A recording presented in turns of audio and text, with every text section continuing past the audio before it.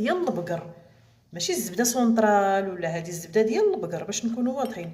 بالنسبه الوليدات اللي عندهم الزروقيه في جبهتهم ولا في يديهم ولا في اي بلاصه، كتاخذوا شويه، ولا في رجليهم ولا في شي قنت، كتاخذوا هاد الزبده هادي كما قلت لكم بحال هكا. وفي نفس الوقت الزبده راه مرطب خطير لليدين، فهمتوا؟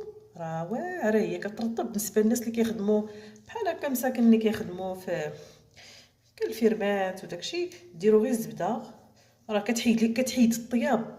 انا راه كانت يديا قلت لكم راه في الاول كانوا حالتهم، والله القسم كانوا في الاول زعما صراحه حالتهم نيت. ايوا المهم شوفوا نتوما يا البشر، ايوا ماشي مشكل، كتاب الله هو هذا، راه حنا كنتصرفوا فيه وصافي. ايوا المهم كتاخذوا الزبده بحال هكا اللي عنده كما قلت لكم الزرقيه ولا هاد الاحمرار ولا هاد الشيء، راه سبحان الله. ولكن الزبده كنت لكم ديال البقر، كديروا بحال هكايا.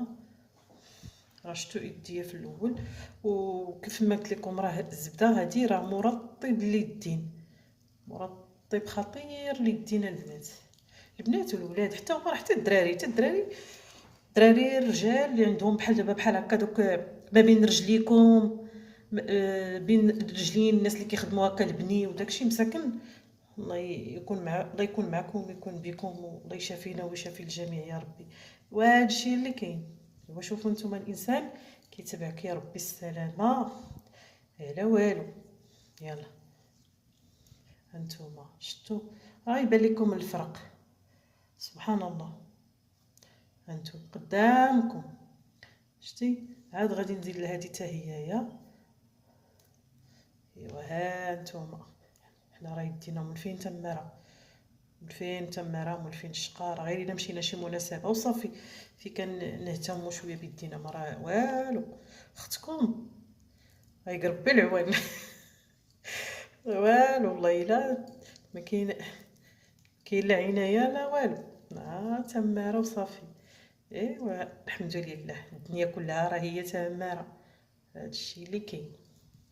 ايوا هانتوما بالنسبه كيما قلت لكم راه هادي مرطب واعر، والوليدات الصغارين والطياب، المهم راه هي زوينه. ايوا هادشي اللي كاين البنات. الا بغيتو نتقاسموا معكم وصفات بحال هكايا قولوها لينا على الراس والعين. داكشي اللي كنعرفوه وزوين وفيه افاده راه غادي نقولوا لكم.